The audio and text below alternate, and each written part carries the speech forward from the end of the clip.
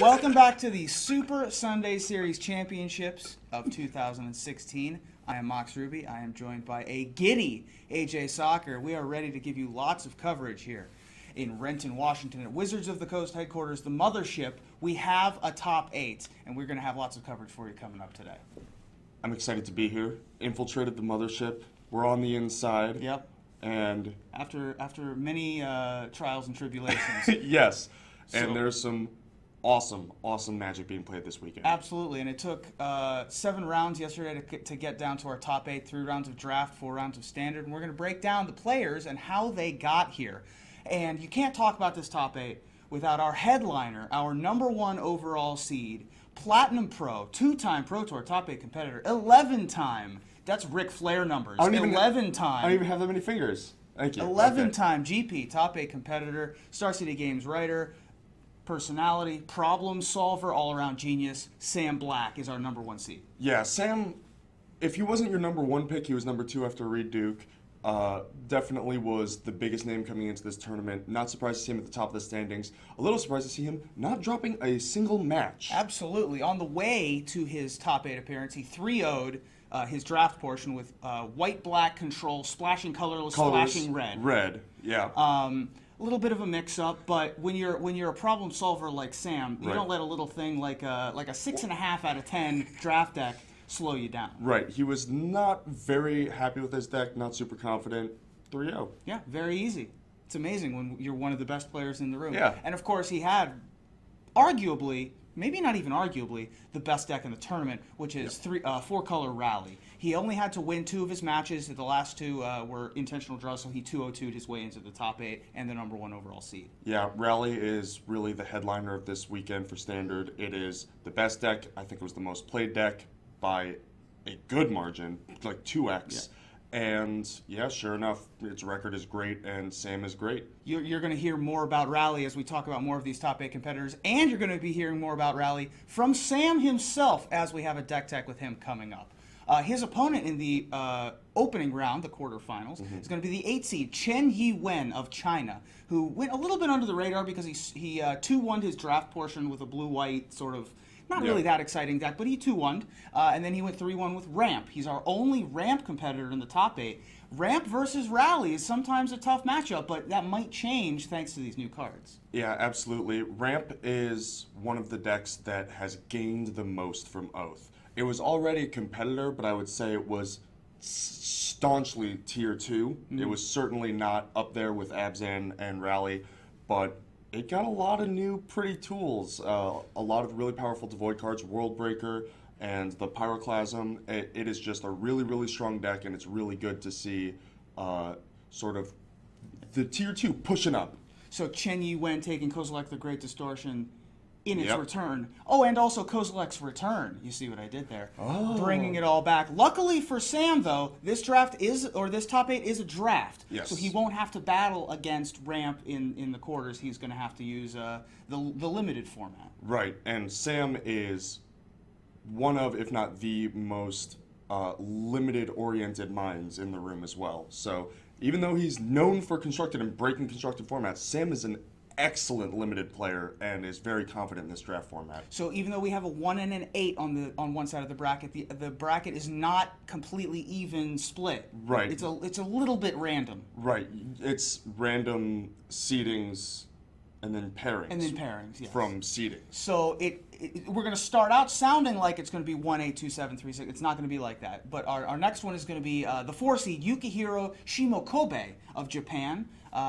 He 2-1 with a green-black Devoid deck. Yep, Devoid is sort of a strategy unto itself, and a lot of the black cards sort of compound for how many Devoid cards you have. Absolutely, so it makes a lot of sense. And green is a really good secondary color for that. Yeah. Because there's a lot of green going around the table, and some of the green Devoid cards really help support that structure. He 3-0-1 with Esper Aggro, which I'm interested to see that list. I would like to see that as well. I imagine it's similar to the tokens list that we've seen recently, but there's a possibility it could be Warriors.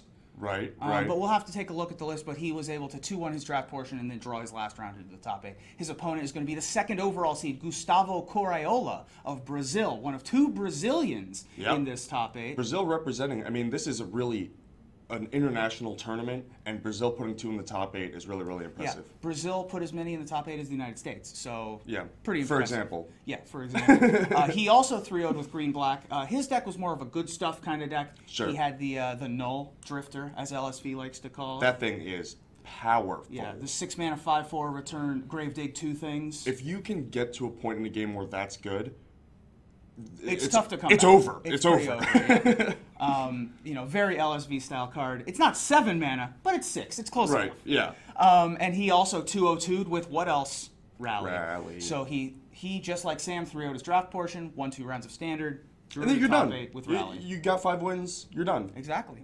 So why not? So there's the 4 and the 2 on that side of the bracket. The opposite side of the bracket, Archibald Sanchez Peralta of Mexico. 2-1 with green-black Devoid, another green-black Devoid. Yeah, well, green was so underpowered in battle. It was a 4-color format almost. It felt like a good percentage of the time. And Oath gave green the shot in the arm that it needed, and it's still underdrafted. And so when it's open and when it's good for your seat, good for your pod, the green decks are really overperforming. Absolutely. And Scion Summoner, which I don't know if you know what Scion Summoner does, but it summons a Scion. It's a well-named card. Yes. The math adds up on that one. That's a really solid 3-drop, and black is lacking in 3-drops. The Scion Summoner is one of the best commons in the set, full stop. And the fact that it is cheap and good in all decks is just And there's a bunch of them going around the table because people are underdrafted. Exactly. He also 3-0-1'd with With Rally. what? Oh. So we have 1, 2, 3. We have 4 copies of Rally in this top 8. Luckily, we aren't going to be seeing a Rally mirror match. Right. Because this is, of course, a draft portion. Archibald's opponent is going to be Luis Salvato, Argentinian, another South American in the top 8. So the non-Brazilian South American is playing the non-American North American in the top 8. Okay. He 2-1'd with blue-red tempo, which is an archetype I didn't see a ton of in draft. I was going to say, in limited. In limited, yeah. Because that sounds like a constructed deck. Yeah, so he must have gotten some amount of the Storm Chaser Mage or something like that. That is good an amount of prowess. Yeah, that is definitely an interesting archetype. You would think that blue wants to be processing and not tempoing. Yeah. But there's enough flyers and enough cheap removal and bounce, so why not just get them dead? Maybe Expedite played a part. There's a couple of good cantrips in blue and red, so it's potential that I would have been interesting for sure to see how he did that. Surge is real good at tempo. 3-0-1 Rally. I think that's all we really need to say about that. He's the last of our Rally players in our top 8. Finally, we're done with the rallies. They all did very well. Sam had a slightly different build, more focused on white, less focused on green. And we're going to talk about that. We're going to talk about that in a deck tech coming up. The last quarterfinals, the 6 against the 7. Alex Black, both Americans. Unrelated. Both last name Black. He is a Phoenix native from the United States. He played an Allies strategy. He 2-1'd with a tempo blue-white Allies. Lost in the finals of his pod, but was able to make top 8 on the back of a 3-0-1 with Abzan Aggro. Yep, Abzan Aggro, one of the decks that we're expecting to see a lot, but as we talked about in a previous video, didn't get that much from Oath. And underperformed in this tournament specifically. Probably because it didn't get that much from Oath. Right, there you go. And the Allies in Limited, I mean, it is an archetype, it's multiple archetypes onto themselves, you know? It is a mechanic designed to be drafted and built around, and so to see those synergies succeed, the white allies that can play both sides of the ball really, really well, so great archetype choice from him. Yeah, it seems like the core allies that have flying are in white this time, and so that's a huge key. The core allies? The core allies that you really need. The core. The core. The core are now allies. Right. And they're homonyms, I get it. Well, someone else who was playing allies, and the white allies, was Thiago Rodriguez, our last player, who is a Brazilian by way of France. I believe he currently lives in France. Cool. He 3-0'd with red-white allies, the much more aggressive of the archetypes. Again, the white allies can play both sides of the ball so well, so it's just, oh, you want to be blue, you can be sort of tempo-y and control-y and skies-y, And then you want to play red-white allies. All right, now you're really aggressive. And light you on fire. Yeah, with a lot of burn and a lot of tempo. And then you play black-white allies, and you're super grindy and drainy and processy. So the white and allies... even green-white allies and just support your whole team. Exactly. The white allies really can do it all. That's just where you start. Yep, they tie the room together, that's for sure. Exactly. And he 2-2'd with Esper Dragons. Which is more losses in Constructed than the rest of the top 8 combined. Good thing he 3-0'd that draft. Good thing he 3-0'd that draft. I'm interested to see how the aggression archetypes pan out, because as we talked about, Tiago and Alex are the two that are going to be playing against each other. They're the two that drafted the two most aggressive decks at the table. Yeah. And in the first draft yesterday. Right. This format there are definitely a lot of snowbally type mechanics, but it is not an extremely fast format, historically speaking. So it's very much about control over the speed of the game rather than getting them dead as fast as possible. Right. In a traditional draft format, I'm usually trying to get around, 22 playables, play the 23rd, corner case, negate, disenchant kind of effect. Maybe have a couple sideboard effects and then I'm done.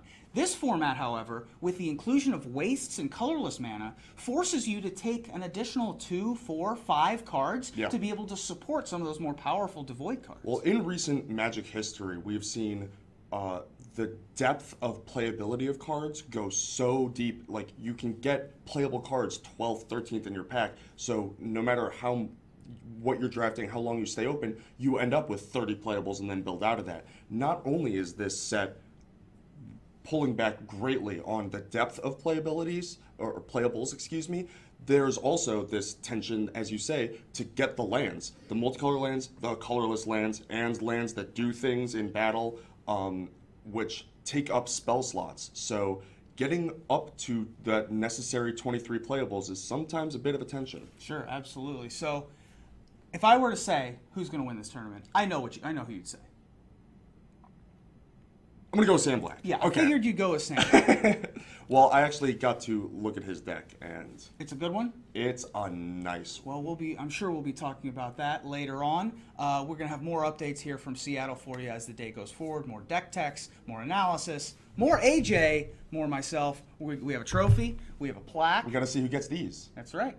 And so we'll be back here from Seattle very soon for AJ Soccer. I'm Mox Ruby.